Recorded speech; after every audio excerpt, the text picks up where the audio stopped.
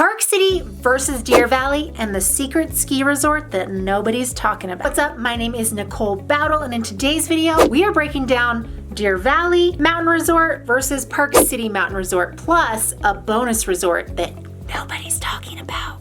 But first, Park City stats and facts. Park City and Heber are considered the Wasatch Back Mountain Range. Camas and Oakley are closer to the Uinta Mountain Range, and Salt Lake City is called the Wasatch Front. Provo lands in the area of Timpanogos. And Park City, Utah is really a tale of two cities. The 84060, which is everything from the White Barn into town, and the 84098, which is what we call Synderville Basin, which is Canyons Village, Kimball Junction, all the way to Summit Park, out to Promontory. Park City as a town was founded in 1869, and Park City's population is 8,524 people, which is really only the 84060. Because if you look at Summit County, it's 42,145. If you look at Wasatch County, we're 34,091 people. Park City's mountain range is called the Wasatch Back, and the highest peak is Mount Niblo. Park City Mountain gets an annual snowfall of about 300 to 400 inches per year.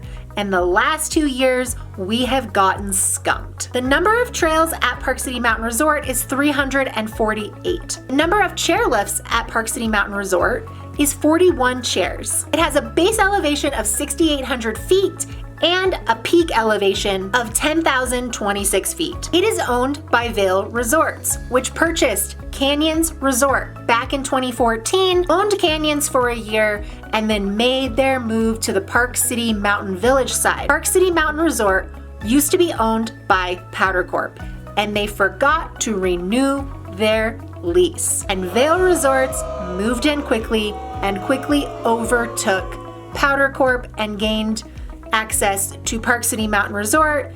They combined the Canyons Resort with Park City Mountain Resort into one large ski resort and connected the two by the Quicksilver Gondola, which is located in the gated community of the Colony. So if you actually take the Quicksilver Gondola up and you ski on the canyon side, you are skiing through all those multi-million-dollar homes. You're skiing past $20 million homes. And that is what we call the Great Takedown. Park City is accessible through the Epic Pass, which was a pro for a long time and is now a huge con. What we've realized is that the Epic Pass draws massive crowds. It is so busy. You can barely find a parking spot. The only solution to this is to, one, buy into a private gated community where they have a shuttle service and you don't have to worry about finding parking, and you also have a private club at the base of the resort to hang out in and to store your skis in a locker room, or two, to buy something that's ski in, ski out, or three, to buy something that's walking distance to the resort. Walking in ski boots is not the most fun thing, so the closer that you can get to the mountain, the better. Or buy something that's on the bus route and take the bus. My husband is spoiled. He will never get on a bus with ski boots. He is one of those people that needs preferred underground parking. And you know what? I'm not mad about it. I will take the underground parking. We will pay whatever just so that we have a parking spot and don't have to fight people. I'm sick of it. Park City has 3 bases. It has the Town Lift base, which is an old town where all the restaurants are. It also has Park City Mountain Village Resort. And then there's the Canyons Village. Canyons Village has more lodging and more luxurious condos. The Park City base side is a little bit older and is really in need of a refresh. Something to note about this area is that all the parking lots are going vertical. They're gonna put in shops, restaurants, and condos. So keep that in mind. And they're apparently gonna try to do like underground parking.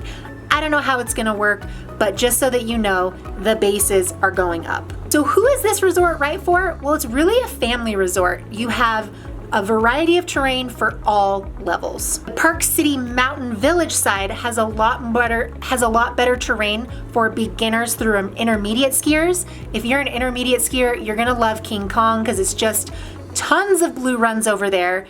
And if you're a beginner, you can go from first time to Payday or to Crescent go up to Bonanza and ski from the top of Bonanza all the way down the home run to the base. And it's like a 3.5 mile long run. It's crazy. Check stats and reports and the weather and the lift status and the parking status through the Epic Mix app.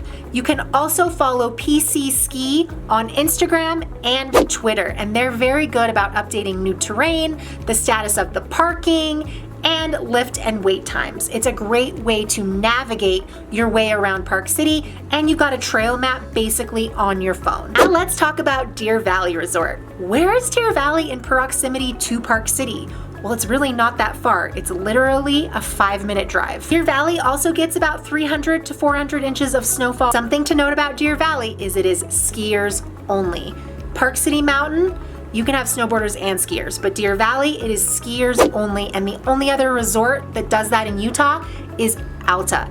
And we are the only 2 resorts in the entire United States that have 2 ski resorts that don't allow snowboarders. Number of ski runs at Deer Valley is 103. The number of lifts operating at Deer Valley is 21. They have a gondola on the Deer Crest side. Their skiable terrain is about 2,026 acres, whereas Park City, when they combined the canyons and Park City, it became 7,300 acres of skiable terrain. Park City also closed the backcountry gates at the top of 9990, which is kind of a huge bummer for us backcountry enthusiasts.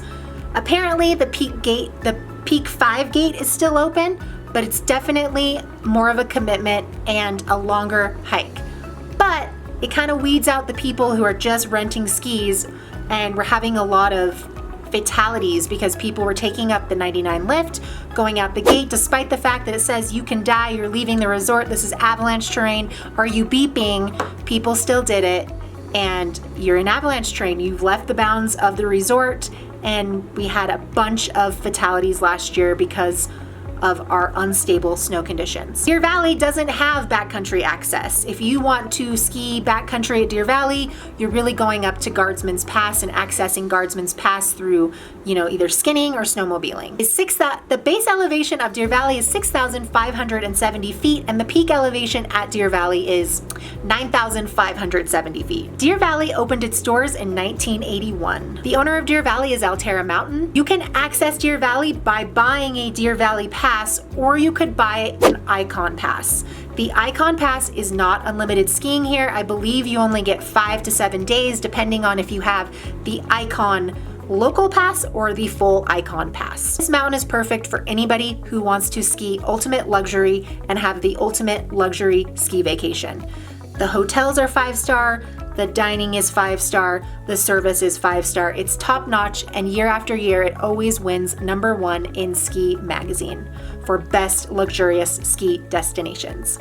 They have incredible groomers, incredible service, and one thing to note about Deer Valley is that the snow park base is also going to be developed. So condos, commercial, restaurants, they're completely redoing that base. Now let's talk about the resort that people forget about, Woodward Park City, which is located right across the street from Jeremy Ranch. You have a base elevation of about 6,463 feet. You have a summit altitude of 8,012 feet, and you have 1 chairlift, and it's called Hot Laps. Who is this mountain right for? Well, it's right for your kids. If you are a big kid at heart, a little kid at heart, if you have kids who love to freestyle ski, they love to ride half pipe, they love the park, they love the jumps, they want an indoor training facility that has a skate park, tramps, a pump track.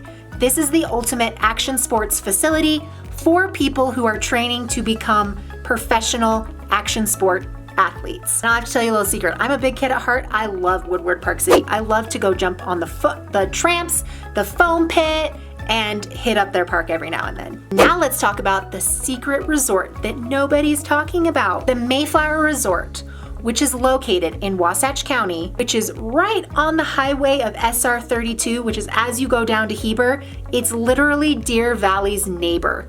It's on the side of the Jordanelle. So you're overlooking to the Jordanelle and you're right next to the Deer Crest gondola.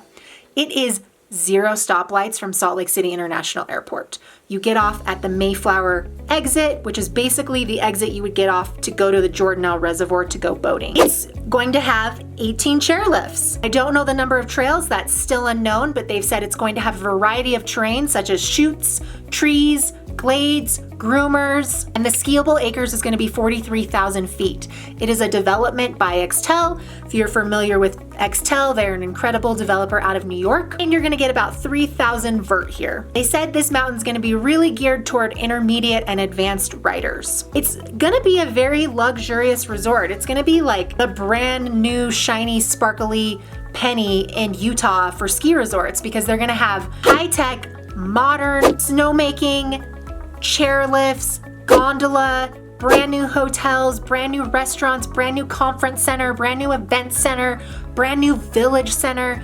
And the cool thing about Mayflower Mountainside is it really caters to the military. They actually are building a specific hotel for military and veterans so that they can experience an affordable ski vacation.